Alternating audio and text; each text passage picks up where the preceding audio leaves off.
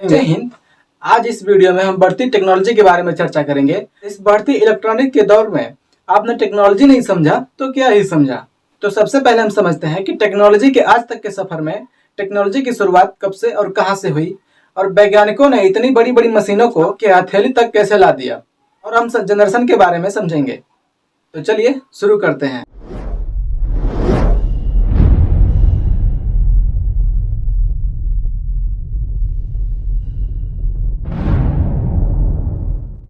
सबसे पहले चीन के वैज्ञानिकों ने 3000 वर्ष ईसा पूर्व में बेबीलोन में अबेकस का आविष्कार किया, जो गणितीय गणना कर सकता था।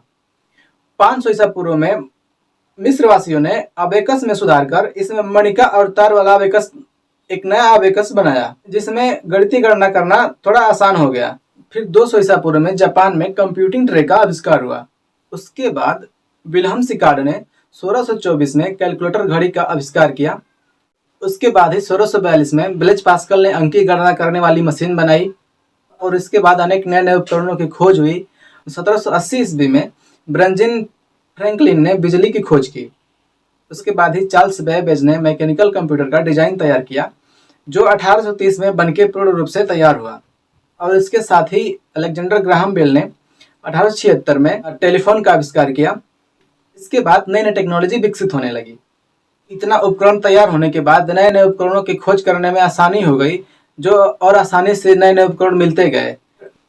1938 में हेलेट पैकेट कंपनी ने नए नए उपकरण बनाए। इसी के साथ ही 1938 में पहला प्रोग्रामेबल कंप्यूटर बनाया गया, जिसमें किसी भी कार्य को करने के लिए एक प्रोग्राम सेट किया गया, जिसे और उसी दौर से प्रोग्रामेबल कंप्यूटर का इस्तेमाल होना शुरू हुआ। 1940 में रंगीन टेलीविजन की शुरुआत हुई। तब से लेकर आज तक नए नए एलईडी, एलसीडी, इसी के साथ ही पहला जनरेशन का कंप्यूटर भी बनके तैयार हुआ था, जो वैक्यूम ट्यूब वाला था। इसमें मैग्नेटिक ड्रम का इस्तेमाल किया जाता था। इसमें मेमोरी को सुरक्षित रखने के लिए एक मैग्नेटिक ड्रम का इस्तेमाल किया जाता था, जो एक कमरे के बराबर था। इसे चालू करने के लिए बहुत अधिक बिजली खपत होती थी, और इससे बहुत अधिक गर्मी पैदा करते थे। इसी वजह से यह बहुत जल्दी खराब भी हो जाते थे। इसी समय प्रिंटर को भी बनाया गया। प्रिंटर इसलिए बनाया गया था क्योंकि वैक्यूम ट्यूब वाले कंप्यूटर में प्रथम जनरेशन में पंच कार्ड की मदद से मेमोरी सुरक्षित रखी जाती थी। इसी के साथ 1945 में दुनिया का सबसे पहला इलेक्ट्रॉनिक कंप्यूटर बनकर तैयार हुआ, और इसी के साथ दूसरी जनरेशन की भी शुरुआत हुई। इसमें वैक्यूम ट्यूब की जगह ट्रांजिस्टर का प्रयोग होने लगा। यह वैक्यूम ट्यूब से काफी अच्छा था। यह कंप्यूटर को छोटा, तेज, सस्ता और ऊर्जा का बेहतर इस्तेमाल करने लायक बनाया गया था। पहले जनरेशन के मुकाबले दूसरी जनरेशन वाले कंप्यूटरों से काफी भरोसेमंद था, जबकि ट्रांजिस्टर भी बहुत गर्मी पैदा करता था। इससे कंप्यूटरों को काफी ज्यादा नुकसान पहुंचता था। दूसरे जनरेशन के कंप्यूटर परमाणु ऊर्जा उद्योग के लिए बनाया गया था, और इसी के साथ ही डिजिटल इक्विपमेंट कंपनी ने पहला मिनी कंप्यूटर बनाया, जो PDP-8 था। दूसरी जनरेशन के कंप्यूटर ये वैसे पहले कंप्यूटर थे जिसमें मेमोरी सेव रखने के लिए मैग्नेटिक सर्किट ड्रम की जगह मैग्नेटिक कोर का इस्तेमाल किया गया था।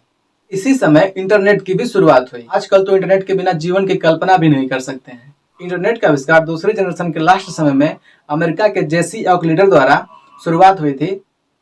इंटरनेट का शुरुआत किसी एक समय में किसी एक आदमी के द्वारा नहीं हुआ था। जेसी ऑकलिडर ने एक नेटवर्क बनाया था, जिसका नाम इंटीग्रेटिक रखा था। कंप्यूटरों तथा इलेक्ट्रॉनिक डिवाइसों में संशोधन करके नई तकनीकों के साथ तीसरी जनरेशन भी आई, जिसमें ट्रांजिस्टर को छोटा करके एक सिलिकॉन चिप पर लगाया गया, जिसे कंडक्टर कहा गया, और इसने कंप्यूटर की क्षमता और गति को बहुत ज्यादा बढ़ा दिया। और इसी समय कीबोर्ड, मॉनिटर और ऑपरेटिंग सिस्टम का भी प्रयोग हुआ। इस समय में ऑपरेटिंग सिस्टम को भी सारे कंप्यूटर में डाला गया, और सॉफ्टवेयर और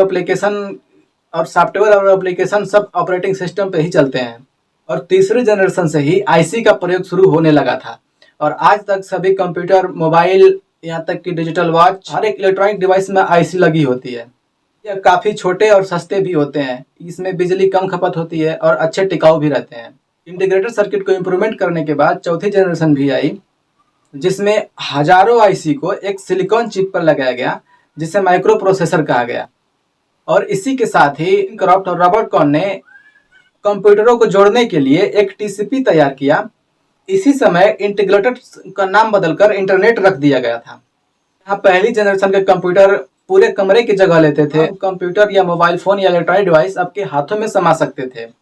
71 में खोजे गए इंटेल चिप में कंप्यूटर के सभी पार्ट, इनपुट आउटपुट से लेकर सीपीयू कंट्रोलर तक, यहाँ तक कि हर एक चीज कंट्रोल करने के लिए एक ही चिप में लगाया गया। उसके बाद बिल गेट्स ने अपने IBM कंप्यूटर को लॉन्च किया, उसमें सबसे पहले इंटरनेट की व्यवस्था की। सबसे 81 में IBM ने अपना पहला कंप्यूटर लेकर आया जो घरेलू काम के लिए, जिसे पर्सनल कंप्यूटर भी कहा गया। 1984 में एप्पल ने अपना मैकिंटोश बनाया था। दिन प्रतिदिन सभी इलेक्ट्रॉनिक डिवाइसों में माइक्रो प्रोसेसर का इस्तेमाल होने लगा है।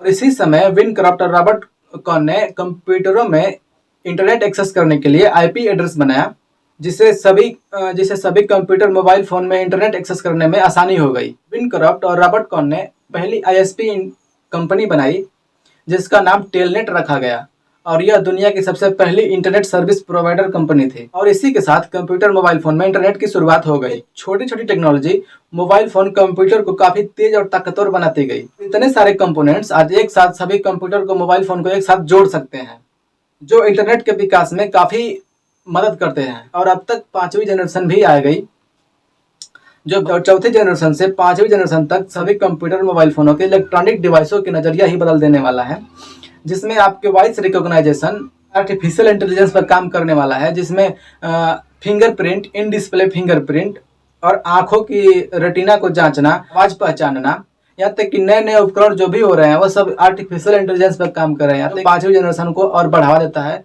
और साथ ही 6ठी जनरेशन, 7वीं जनरेशन आने वाली है, जिसमें सभी उपकरण एक नए नजरिए में होंगे। हमें आशा है कि आज तक जितने भी इलेक्ट्रॉनिक डिवाइस इंटरनेट एक्सेस कब से शुरू हुआ, ये आप बहुत अच्छी तरह से समझ चुके होंगे। और आगे नए नए गैजेट, नए नए टेक्नोलॉजी जितने भी शुरू होंगी, वो सब हम आपको नई नई वीडियो में बताते रहेंगे। तो आज के लिए बस इतना ही। वीडियो अच्छी लगे तो लाइक, सब्सक्राइब और शेयर करना ना भूलें। और अगर कुछ सुझाव देना हो तो आप हमें कमेंट बॉक्स में हमसे पूछ सकते हैं या फिर हमें सुझाव दे सकते हैं। धन्यवाद, मिलते हैं नेक्स्ट वीडियो में।